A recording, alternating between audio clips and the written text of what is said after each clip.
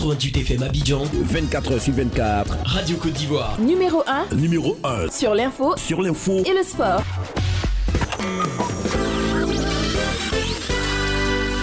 Il est 10h. Radio Côte d'Ivoire, le bulletin d'info.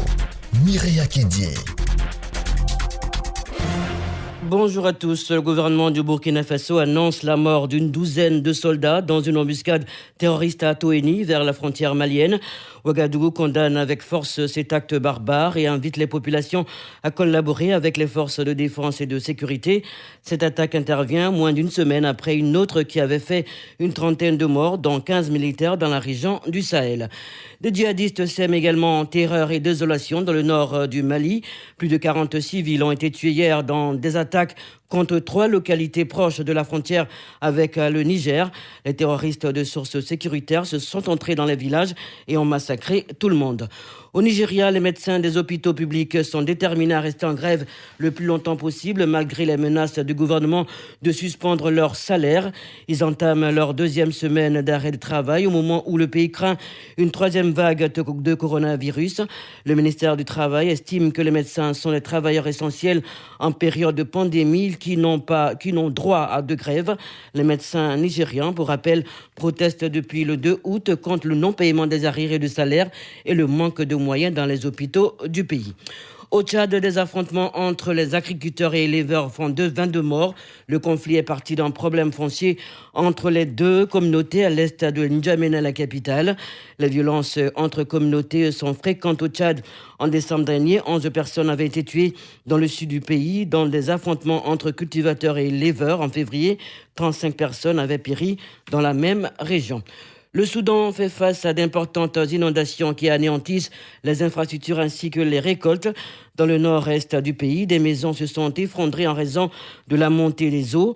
12 000 personnes, selon la coordination des affaires humanitaires de l'ONU, ont été affectées par les intempéries dans 8 des 18 États du Soudan qui, depuis le début de la saison des pluies cette année. Vous êtes sur Radio Côte d'Ivoire. C'est aujourd'hui que s'ouvre le 27e congrès de l'Union postale universelle. Les pays de la poste du monde entier se retrouvent à Abidjan pour réfléchir et préparer l'avenir du secteur postal face aux enjeux de la digitalisation. À quelques heures de ce rendez-vous historique, puisque c'est la 2e fois que ce congrès a lieu en Afrique, la Côte d'Ivoire est prête pour un rayonnement de cette réunion postale et le gouvernement est satisfait des préparatifs. Le Premier ministre était le week-end sur les sites devant abriter cet événement. Il s'est réjoui de tout ce qui a été fait au plan sanitaire et logistique ainsi que les dispositions prises pour l'hébergement des congressistes. On écoute le Premier ministre Patrick Hachi.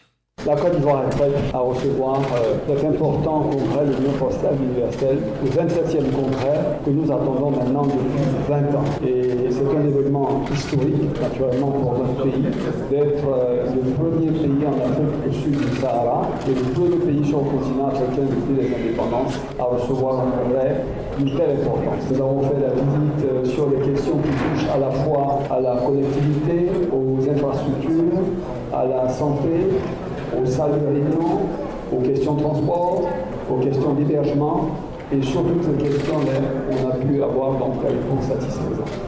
C'est dans la sobriété que l'indépendance de la Côte d'Ivoire a été célébrée en raison de la résurgence de la Covid. Le 61e anniversaire de notre pays, placé sous le thème « Solidaire pour une Côte d'Ivoire sécurisée et prospère », a été célébré de la manière la plus simple à Lakota, dans le contexte sanitaire mondial. Le reportage de Jarvé Amani.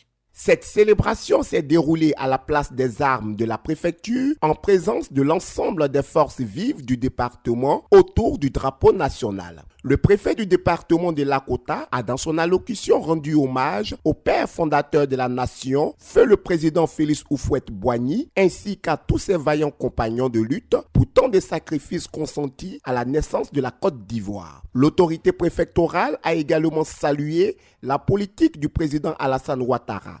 Amanchia Carmen a noté que le programme du chef de l'État édifie la Côte d'Ivoire, sortie des cendres de la crise. Qu'il me soit donc permis, en ce jour, du cœur de cette sombre célébration, d'évoquer quelques aspects marquants du rayonnement de notre pays, tant au plan international, sous-régional et national. Au plan international, la Côte d'Ivoire is back. Cette déclaration est l'expression d'un retour de notre pays sur l'échiquier international, marqué par les prouesses économiques.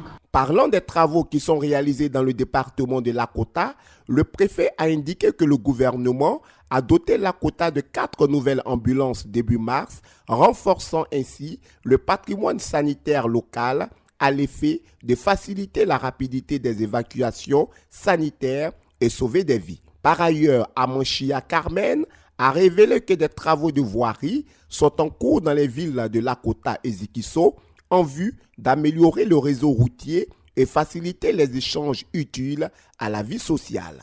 Gervais Amani Lakota pour Radio Côte d'Ivoire. La sous-préfecture de Zagné, dans la région du Kaveli, n'est pas en reste. La célébration de l'indépendance dans cette localité s'est faite aussi dans la sobriété. Gervais Kwasi.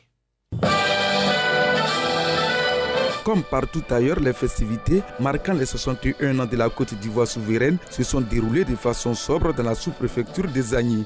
Revue de troupes constituée de différents corps exerçant dans la localité. Ensuite, le salut aux couleurs. Enfin, le message du sous-préfet Touré Oumar, dont en voici un extrait. Nous sommes les héritiers de la longue lutte des pères fondateurs pour l'accession de notre pays à la souveraineté nationale. Nous devons maintenir la flamme des valeurs qui nous ont léguées, à savoir les idéaux de paix, de fraternité et de concorde. Il est donc primordial de nous approprier totalement ces valeurs qui nous seront un gage de stabilité, de prospérité et de sécurité pour notre pays. Les populations ont manifesté leur gratitude au gouvernement avec à sa tête le président de la République pour les efforts consentis pour le développement des Zagny à travers de nombreux chantiers en cours dont les plus impressionnants sont la construction d'une centrale électrique et un château d'eau. Gervais Kwasi de retour des Zagny, Man Radio Côte d'Ivoire. Comme il est de coutume à la veille de la célébration de l'indépendance, le président de la République s'est adressé à la nation. Il a surtout fait cas de la pandémie de la Covid qui continue son chemin avec sa mutation malgré les nombreux efforts du gouvernement pour freiner sa propagation. Le chef de l'État invite les Ivoiriens à se faire vacciner et à observer les mesures barrières. On écoute le président Alassane Ouattara. Plus d'1 million de doses de vaccins ont déjà été administrées. Et la bonne prise en charge des patients a permis d'avoir un taux de mortalité qui se situe parmi les plus bas au monde. Je salue les efforts du gouvernement dirigé par le Premier ministre Patrick Achi et je félicite l'ensemble des acteurs impliqués dans la lutte contre cette pandémie. Toutefois, la maladie est toujours présente avec l'apparition de nouveaux variants dans le monde. J'invite donc tous nos concitoyens à se faire vacciner, comme moi-même, et à continuer à respecter les mesures barrières. À l'instant, c'était le président Alassane Ouattara qui, dans cet extrait de son message à la nation, invite les Ivoiriens à se faire vacciner et à observer les mesures barrières face à l'apparition de nouveaux variants du coronavirus. Que pensent les habitants de Séguéla de l'appel du président de la République? Écoutons quelques réactions recueillies par Alassane Koulibaly. Bagayogo Ramata, du quartier Bagayogo. Affaire de corona là, c'est venu, ça nous fatigue. On est là, tous les jours, corona, tous les jours, ça finit pas. Donc on a qu'à essayer de faire les mesures barrières là, comme ce que le président a dit là. Si on a suivi, peut-être que ça va partir, comme ça on va rester tranquille. Ange Yannick, Stéphane Boadou, compte tenu de la situation de Covid-19, voilà, le président a eu même à parler hier qu'on respecte les mesures barrières. Moi-même j'ai déjà fait la première dose de mon vaccin. Là même j'ai toujours mon cache-nez sur moi, partout je passe, j'ai mon cache-nez. Touré Fatim, je suis du quartier Soumaoro. Avec ce que le président a dit, je crois que nous devons respecter les mesures barrières à 100%. Guillaume Etibois, compte tenu du discours du président de la République hier, on a appris que le corona est en train de revenir sur une autre forme. Donc j'invoque tous les jeunes à respecter les mesures barrières et surtout allez-y vous faire vacciner parce que le corona est en train de prendre une ampleur qui va nous détruire. Thio Djenebou, affaire de coronavirus là vraiment ça nous fatigue. Si le président donne qu'à respecter les mesures barrières, on n'a qu'à respecter. Ce bulletin est terminé, merci. Prochain rendez-vous 12h, je serai là. C'était le bulletin d'info présenté par Mireya Kédié. Découvrez l'actualité nationale et internationale sur votre radio. Radio Côte d'Ivoire 88.0 88.0 Abidjan 88 FM Abidjan 24h/24 Radio Côte d'Ivoire Numéro 1 Numéro 1 sur l'info Sur l'info et le sport.